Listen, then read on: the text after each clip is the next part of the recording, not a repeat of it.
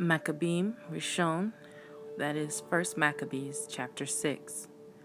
About that time King Antiochus, traveling through the high countries, heard say that Elymas in the country of Persia was a city greatly renowned for riches, silver, and gold, and that there was in it a very rich temple, wherein were coverings of gold, and breastplates and shields, which Alexander, son of Philip, the Macedonian king, who reigned first among the Yavanim, had left there.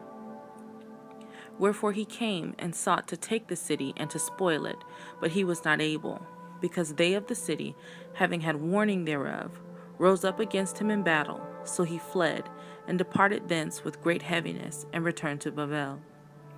Moreover, there came one who brought him tidings into Persia, that the armies which went against the land of Yehuda were put to flight,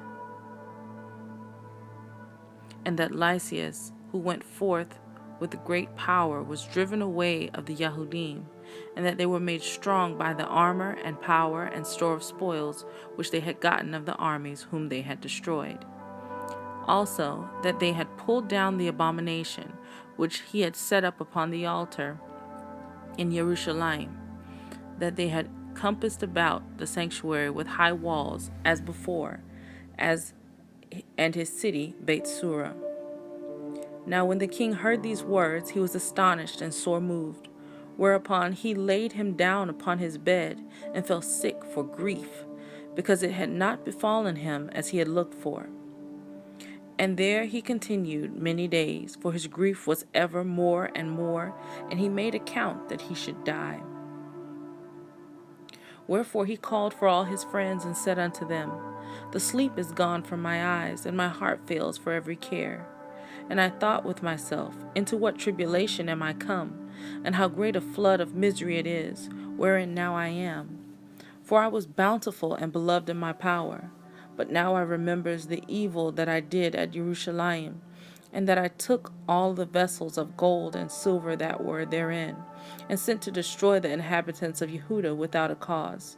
I perceive, therefore, that for this cause these troubles are come upon me, and behold, I perish through great grief in a strange land. Then called he for Philip, one of his friends, who he made ruler over all his realm, and gave him the crown and his robe and his signet, to the end he should bring up his son Antiochus, and nourish him up for the kingdom. So King Antiochus died there in the 149th year. Now when Lysias knew that the king was dead, he set up Antiochus his son, whom he had brought up being young, to reign in his stead, and his name he called Eupator. About this time they that were in the tower shut up Yasharel around about the sanctuary, and sought always their hurt, and the strengthening of the heathen. Wherefore Yehuda, proposing to destroy them, called all the people together to besiege them. So they came together and besieged them in the 150th year, and he made mounts for shot against them, and other engines. Howbeit certain of them that were besieged got forth, unto whom some wicked men of Yasharel joined themselves. And they went unto the king and said, How long will it be ere you execute judgment, and avenge our brethren? We have been willing to serve your father, and to do as he would have us, and to obey his commandments. For which cause they of our nation besieged the tower, and are alienated from us. Moreover, as many of us as they could light on, they slew, and spoiled our inheritance. Neither have they stretched out their hand against us only, but also against their borders. And behold, this day are they besieging the tower at Jerusalem to take it, the sanctuary also, and Beit Surah have they fortified.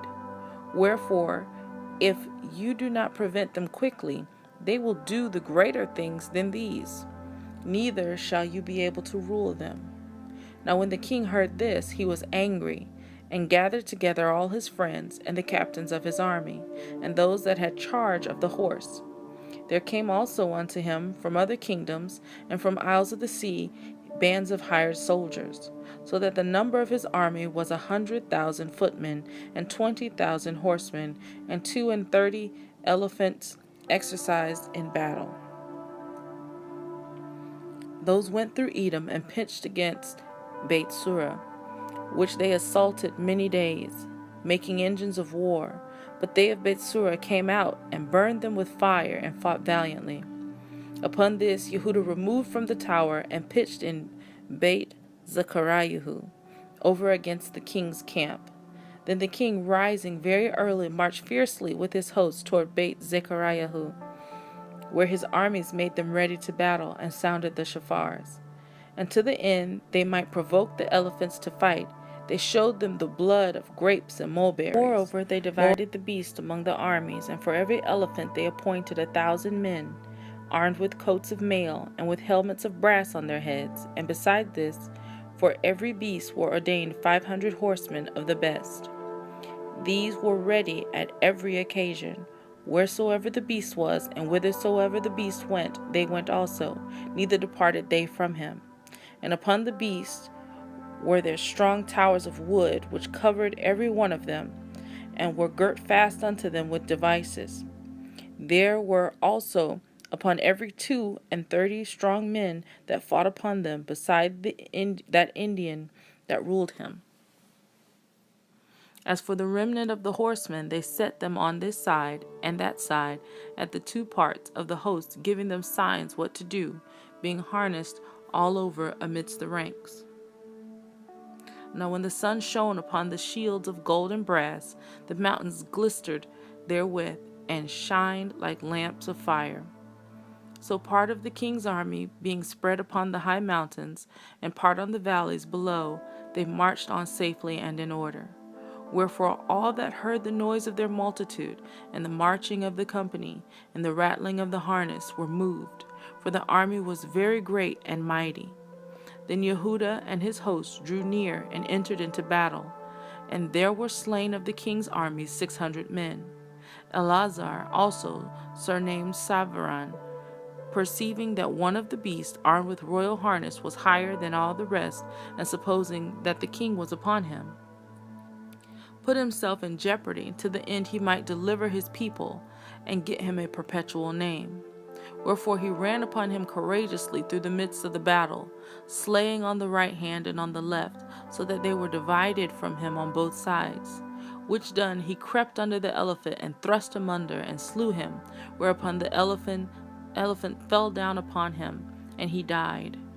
Howbeit the rest of the Yahudim, seeing the strength of the king and the violence of his forces, turned away from them.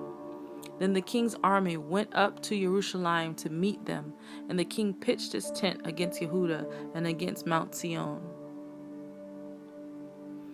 But with them that were in Beit Sura he made peace, for they came out of the city, because they had no victuals there to endure the siege, it being a year of rest to the land. So the king took Beit Sura and set a garrison there to keep it. As for the sanctuary, he besieged it many days, and set their artillery with engines and instruments to cast fire and stones, and pieces to cast spears and slings. Whereupon they also made engines against their engines, and held them battle a long season. Yet at the last their vessels being without victuals, for it was the 7th year, and they in Yehuda that were delivered from the other nations had eaten up the remnant of the store.